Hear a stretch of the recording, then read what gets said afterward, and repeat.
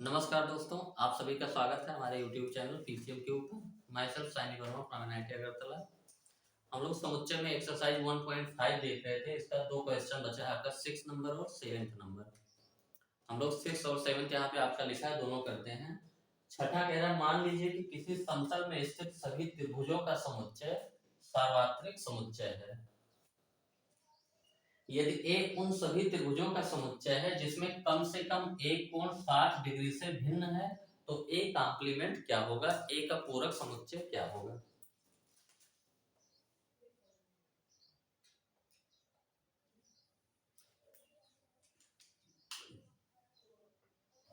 Universal set आपका क्या दिया है, किसी समतल में स्थित सभी त्रिभुजों का समुच्चय। तो यूनिवर्सल सेट आपका जो यू डिफाइन किया गया है, ये क्या है, सभी त्रिभुजों का समुच्चय, किसी समतल में स्थित सभी त्रिभुजों का समुच्चय।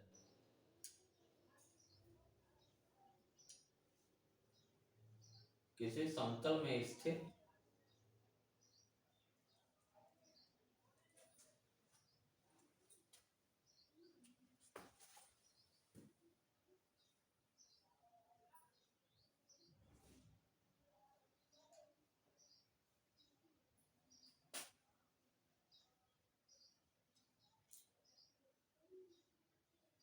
समुच्चय, और ए क्या कह रहा है, उन सभी त्रिभुजों का समुच्चय जिसमें कम से कम एक कोण 60 डिग्री से भिन्न हो।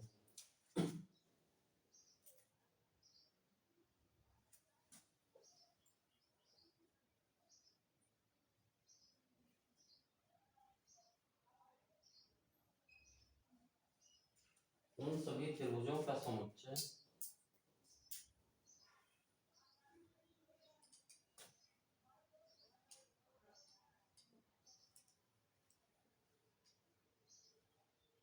जिसका कम से कम एक कोण,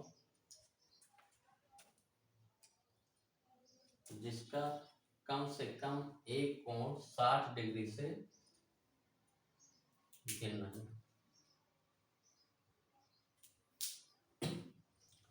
अब हम लोग ए समुच्चय को समझते हैं। ये क्या कह रहा है, उन सभी समुच्चय त्रिभुजों का समुच्चय जिसका कम से कम एक कोण 60 डिग्री से भिन्न है।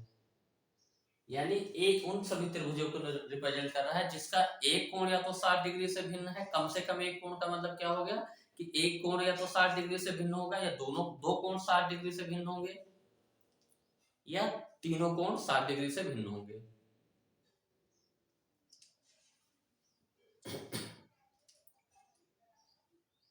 जिसका कम से कम एक कोण 60 डिग्री से भिन्न है। तो हम लोग यहाँ पे दो कैटेगरी बनाते हैं त्रिभुज की। एक तरफ लिख लेते हैं वो कि कम से कम एक कोण 60 डिग्री से भिन्न। तो कम से कम एक कोण 60 डिग्री से भिन्न क्या हो जाएगा, इसका मतलब क्या हो गया कि त्रिभुज है जिसका एक कोण 60 डिग्री से भिन्न है, दो कोण 60 डिग्री से भिन्न होगा, या तीनों कोण आपके क्या होंगे 60 डिग्री से भिन्न होंगे। तो त्रिभुज आपके क्या हो सकते हैं, अगर आप कोई रैंडमली कोई त्रिभुज लें तो उसका या तो एक कोण 60 डिग्री से भिन्न होगा, या दो कोण 60 डिग्री से भिन्न होंगे, या तीन कोण 60 डिग्री से भिन्न होंगे। इसके अलावा और क्या बचा आपका, इसके अलावा जो बचा आपका एक भी कोण 60 डिग्री से भिन्न नहीं है। तो कोई त्रिभुज आप लेंगे तो क्या होगा, या तो हो सकता है उस त्रिभुज के तीनों कोण 60 डिग्री से भिन्न हो, या दो कोण 60 डिग्री से भिन्न हो, या एक कोण 60 डिग्री से भिन्न हो, या कोई भी कोण 60 डिग्री से भिन्न ना हो। इसी के अंतर्गत क्या आ जाएगा, सारे त्रिभुज आपके आ जाएंगे, पूरा यूनिवर्सल सेट हो जाएगा। क्योंकि आप त्रिभुज बनाइए, सोचिए तो कम से कम एक कोण 60 डिग्री भिन्न का मतलब क्या हो गया, कोई रैंडमली त्रिभुज उठाएंगे आप तो हो सकता है तीनों कोण 60 डिग्री से अलग हो सकता है दो कोण 60 डिग्री से अलग हो सकता है एक कोण 60 डिग्री से अलग हो सकता है तीनों कोण जो है क्या हो, कोई भी कोण उसका जो है 60 डिग्री से भिन्न ना हो। तो इसमें सारे त्रिभुज आ गए कि एक भी कोण 60 डिग्री से भिन्न नहीं, एक कोण 60 डिग्री से भिन्न, दो कोण 60 डिग्री से भिन्न, तीन कोण 60 डिग्री से भिन्न, इसके अलावा और कोई त्रिभुज नहीं बनेगा। तो ये आपका सेट ए है, सेट ए है। और सेट ए में किस चीज की कमी है कि ये पूरा यूनिवर्सल सेट बन जाए? उसमें उन सभी त्रिभुजों की कमी है जिसमें एक भी कोण 60 डिग्री से भिन्न नहीं है, यानी सभी कोण 60 डिग्री हैं। एक भी कोण 60 डिग्री से भिन्न नहीं है, इसका मतलब क्या है? सभी कोण 60 डिग्री है। इसका मतलब त्रिभुज आपका कैसा है? समबाहु त्रिभुज है। यानी आपको ये सेट ए में समबाहु त्रिभुज का सेट आपको मिला दिया जाए तो यूनिवर्सल सेट बन जाएगा।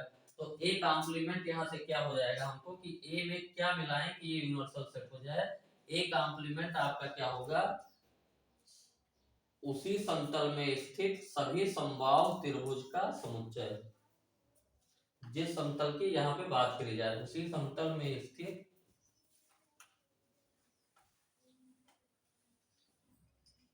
सभी समबाहु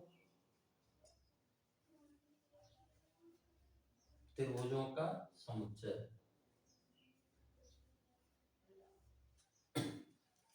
ये आपका 6 नंबर हो गया।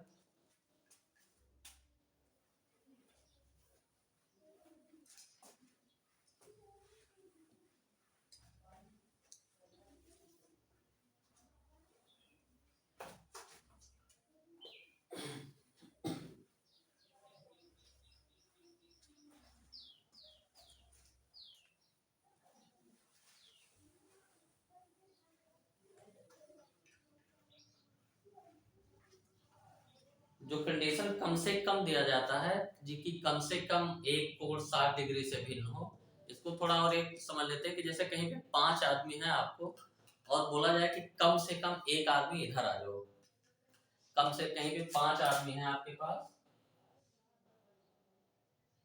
और बोला जाए कि कम से कम एक आदमी इधर आ जाओ, तो एक आदमी आ गया तब भी बात सही है, 2 आदमी आ गया, 3 आदमी आ गया, 4 आदमी आ गया या 5 आदमी आ गए, या चलो बोलते हैं कम से कम 2 आदमी आ जाओ।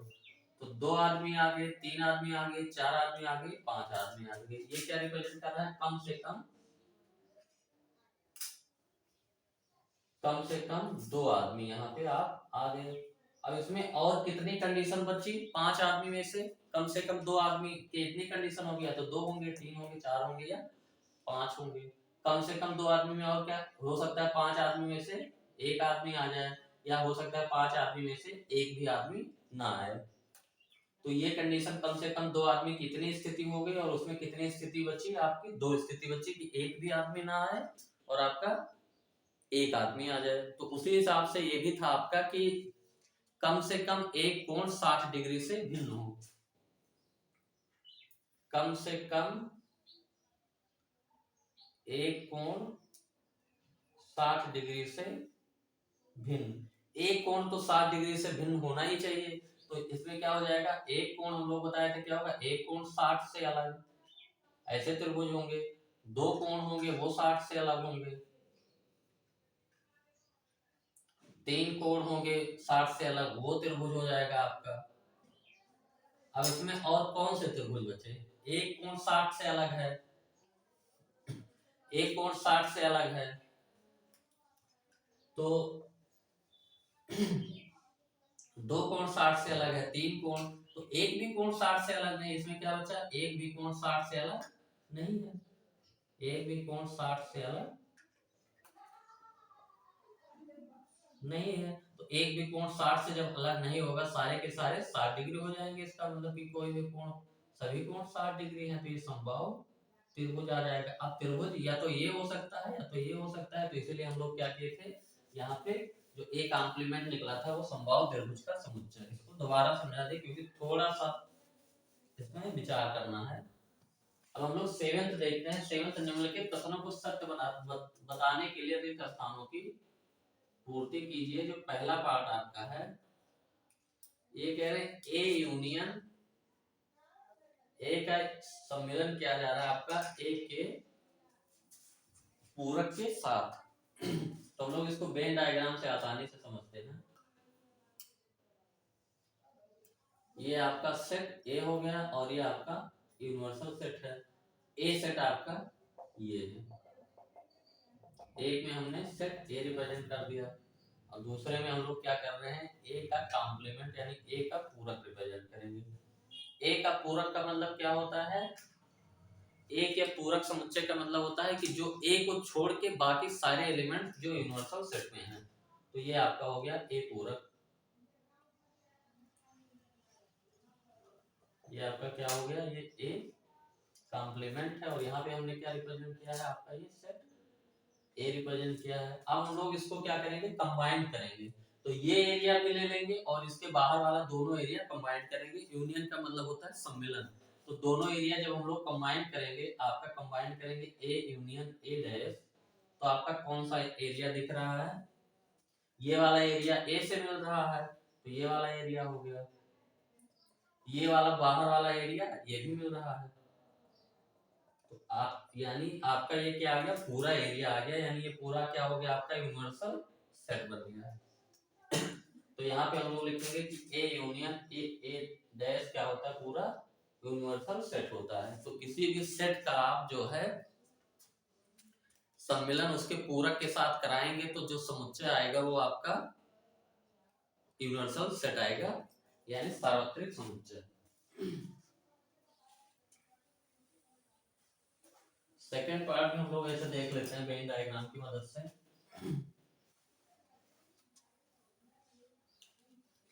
ये आपके स्टैंडर्ड रिजल्ट हैं, ये आपको जो है पता ही होने चाहिए, लेकिन एक बार वेरीफाई करके समझ लेते हैं तो आसानी होती है। सेकंड पार्ट आपका कहना है कि फाई डैश और ए का इंटरसेक्शन क्या होगा। फाई क्या होता है, फाई में एक भी एलिमेंट नहीं होता, यानी फाई सेट क्या होता है, नल सेट होता है जिसमें एक भी एलिमेंट नहीं होता। तो फाई का कॉम्प्लीमेंट हम लोग निकालेंगे, यानी फाई का पूरक। तो फाई का पूरक समुच्चय क्या होगा, पूरा का पूरा यूनिवर्सल सेट आ जाएगा। क्यों आ जाएगा, क्योंकि फाई नल सेट को यूनिवर्सल सेट बनाने के लिए पूरे यूनिवर्सल सेट की ही जरूरत है, क्योंकि फाई के पास कोई एलिमेंट नहीं है। अगर तुम चाहते हो कि फाई यूनिवर्सल सेट बन जाए तो यूनिवर्सल सेट पूरा एलिमेंट उसमें लाके रख दो। तो ये जो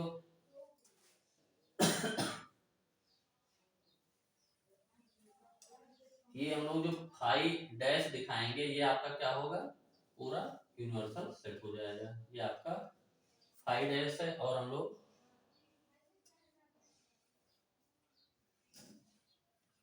सेट ए है,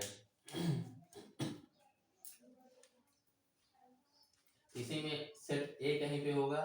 तो ये आपका जो फाई डैश में तो पूरा आ गया, सेट ए है।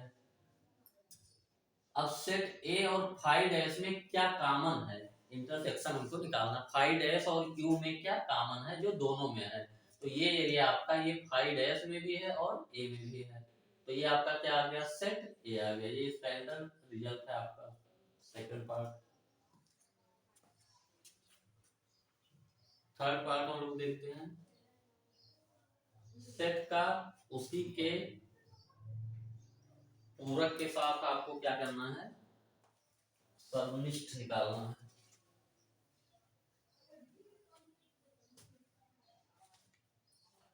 तो हम लोग ये ले लेते हैं, आपका यूनिवर्सल सेट है, ये आपका सेट ए है, ये यूनिवर्सल सेट पूरा आयत हो गया।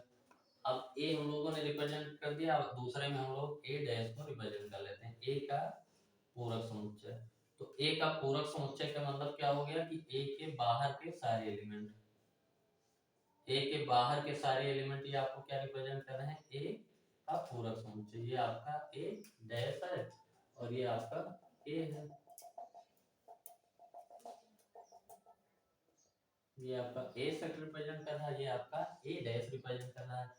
अब देखिए कि डॉटेड वाले में और इस वाले में कुछ कॉमन है, कोई भी ऐसा एरिया है जो दोनों में है, नहीं। ये एरिया तो है ही नहीं ए डैश में और ये पूरा एरिया ए में है।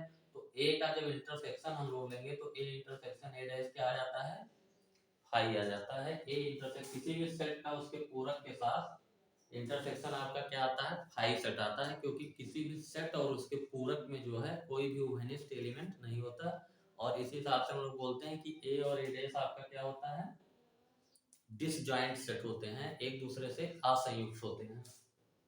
ये थर्ड पार्ट हो गया। अब फोर्थ पार्ट हम लोग दिखा लेते हैं। यू डैश का आपको इंटरसेक्शन करना है सेट ए के साथ।